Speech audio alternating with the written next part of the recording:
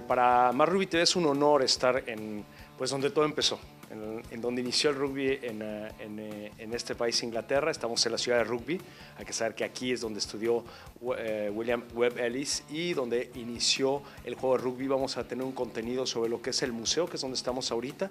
Y creo que las cosas más importantes que vamos a ver en detalle es lo que está atrás de mí. Y creo que por eso es importante rugby y por eso es importante lo que se hizo aquí. Es donde se crearon las primeras leyes del juego. Así que vamos a ver un poquito todo lo memorabilia. Vamos a estar platicando con Rusty sobre la historia y vamos a tener contenido para ustedes sobre esta visita especial que tenemos aquí en Rugby. You told me that this is a very important document, isn't it? Yes, all the sports and games were run by the boys, not by the adults. So the modern game of rugby was actually created by 16 and 17-year-old boys. And in the early days, there were unwritten rules. But in 1845, 3 boys created the very first written code of the sport. And this is the original manuscript from August 1845.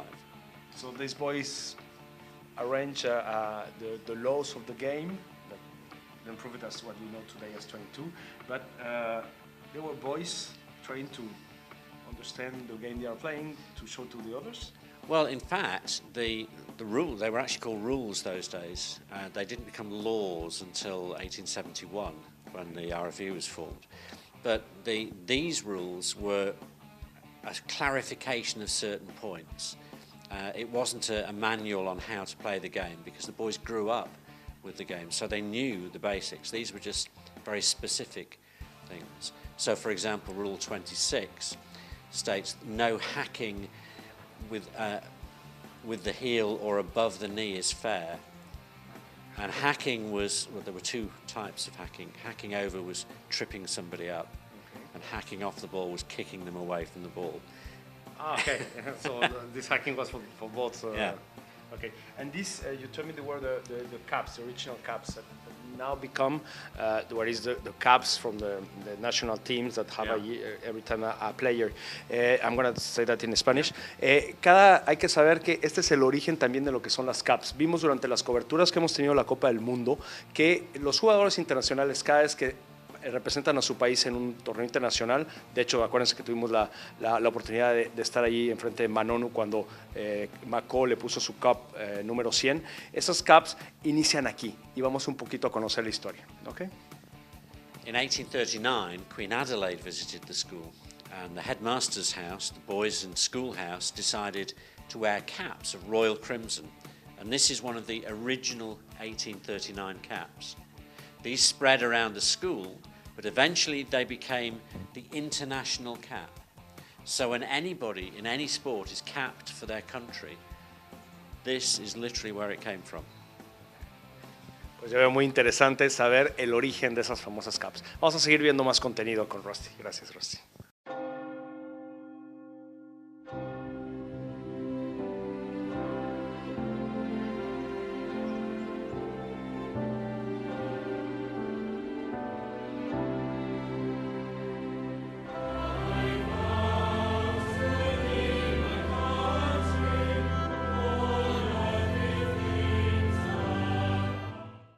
Rusty, muy importante, very important what you're telling to us. Everybody thinks that whoever took the ball from the floor, it wasn't the truth. No.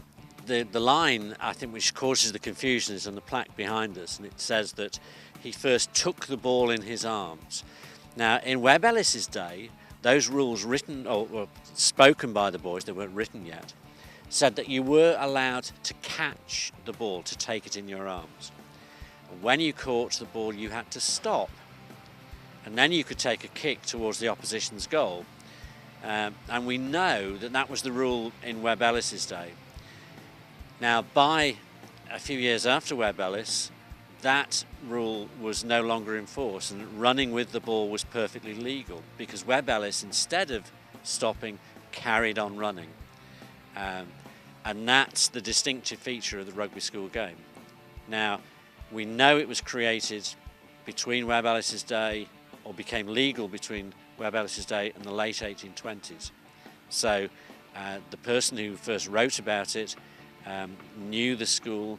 His younger brother was a contemporary of Webb Ellis, And in a report at the end of the century, Thomas Harris, who was a contemporary of Webb Ellis, talks about Ellis, how shall I put it, was known to take unfair advantage in football. Bueno, ok, pues sí, aquí está un poco el inicio y por qué el rugby es lo que es. Y bueno, qué bonito estar dando este recorrido, como nos van a seguir acompañando, viendo diferentes facetas de esta Rugby School y la historia de nuestro deporte.